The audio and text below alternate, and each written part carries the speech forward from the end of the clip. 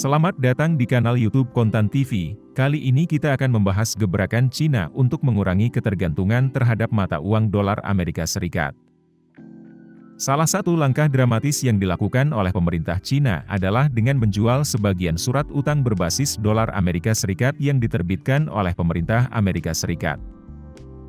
Langkah yang mengejutkan pasar global, Cina melepas obligasi Amerika Serikat dalam jumlah besar pada kuartal pertama tahun ini. Ini menandakan upaya signifikan Beijing untuk mengurangi ketergantungan pada aset dalam mata uang dolar.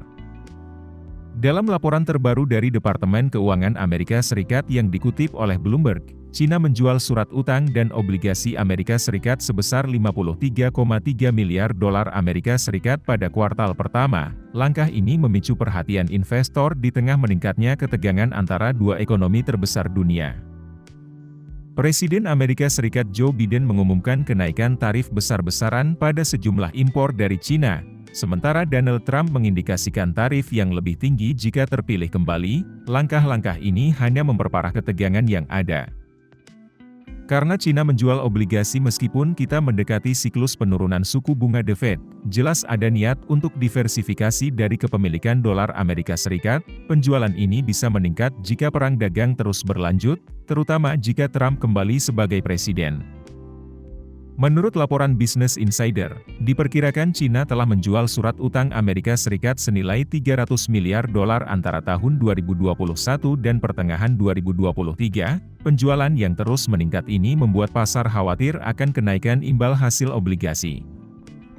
Dalam langkah untuk menopang posisi yuan, Cina sudah mulai melepas utang Amerika Serikat tahun lalu, mengingat penurunan besar terhadap dolar. Tahun ini, greenback telah rally 4,9%, sementara yuan melemah, membuat impor ke Cina menjadi lebih mahal. Sebagai upaya diversifikasi dari dolar, Beijing meningkatkan pembelian emas. Saat ini, emas menyumbang 4,9% dari cadangan Cina, tertinggi sejak 2015. Tren ini juga diikuti oleh banyak bank sentral lainnya di seluruh dunia. Bukan hanya kekuatan dolar yang memotivasi langkah ini, Cina juga mengurangi dominasi dolar sebagai bagian dari gerakan yang lebih luas untuk mendiversifikasi keuangan global. Ketakutan terhadap sanksi Amerika Serikat, seperti yang terjadi terhadap Rusia pada tahun 2022, menjadi salah satu pemicu utama.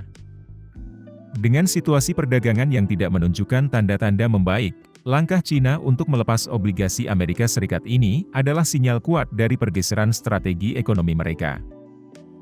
Demikian kabar terkini langkah Cina mengurangi dominasi dolar Amerika Serikat dalam portofolionya.